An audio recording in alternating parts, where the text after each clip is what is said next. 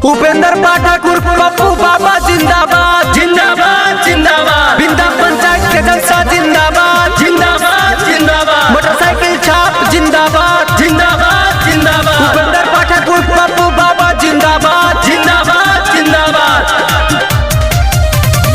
Recording by खुशहाली music studio.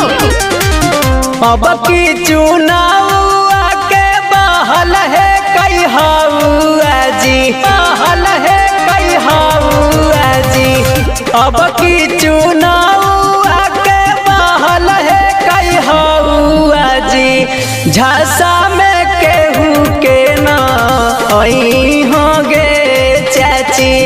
Upendra Pathak के जी तई होंगे चाची। इन्हीं के सारा पंचवा नहीं होंगे चाची।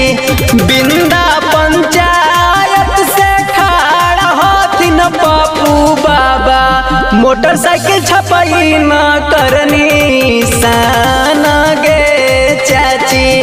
उहे पर लगाई हम हार गे चाची।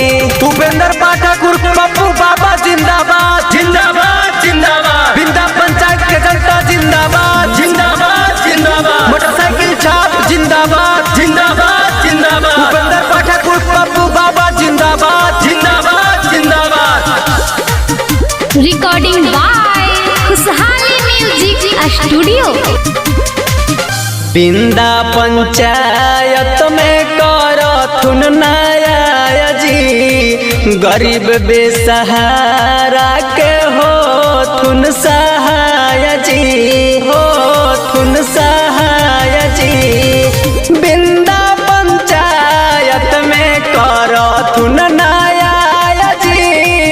गरीब बेसहारा के होथुन सहाय जी। क्रमांक संख्या 2 पर मोटरसाइकिल छपनी सनामा जी। मोटरसाइकिल छपनी सनामा जी। क्रमांक संख्या 2 पर मोटरसाइकिल छपनी सनामा जी। उहे पर लगाई हम हाराए चाचा। मिली जुली लगाई हम हाराए चाची। उपेंद्र पाठक उर्फ पप्पू बाबा जिंदाबाद जिंदाबाद जिंदाबाद। बिंदा पंचायत के जनता जिंदाबाद जिंदाबाद जिंदाबाद। मोटरसाइकिल छाप जिंदाबाद जिंदाबाद जिंदाबाद। उपेंद्र पाठक उर्फ पप्पू बाबा जिंदाबाद जिंदाबाद जिंदाबाद। रिकॉर्डिंग बाय खुशहाली म्यूजिक स्टूडियो। उपेंद्र पाठक हथिन समय से भी उम्मीदवार जी। गरीब लोग के हो तो अब की सपना साकार जी, सपना साकार जी। पप्पू बाबा हथिन समय से भी उम्मीदवार जी। गरीब लोग के हो तो अब की सपना साकार जी। बिंदा पंचायत से ना के जीताई हाजी, ना के जीताई हाजी। सरपंच के पद पायब की ना के बैठाई हाजी। मोटरसाइकिल छपाई ना करनी सान गे चाची। उहे पर लगाई हम हार गे चाची। उपेंद्र पाठक उर्फ पप्पू बाबा जिंदाबाद जिंदाबाद जिंदाबाद। बिंदा पंचायत के जनता जिंदाबाद जिंदाबाद जिंदाबाद। मोटरसाइकिल छाप जिंदाबाद जिंदाबाद जिंदाबाद। उपेंद्र पाठक उर्फ पप्पू बाबा जिंदाबाद जिंदाबाद जिंदाबाद। रिकॉर्डिंग बाय खुशहाली म्यूजिक स्टूडियो। गाई गाई गीतिया संजय सानू करे गोहाराबा। दोसरा के फेर में बदलिहाना बिचारावा, बदलिहाना बिचारावा।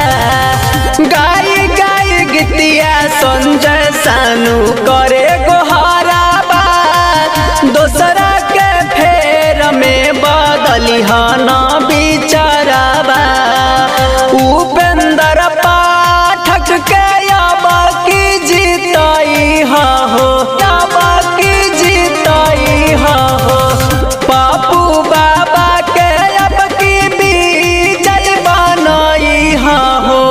मिली जुली के सारा पंचबा नहीं है चाची, मोटरसाइकिल छपर मोहरा गई है चाचा। अब की चुनाव आके बहल है कई हौआटी, झांसा में केहू के ना आई होगे चाची, उपेंद्र पाठक के जीतई होगे चाची।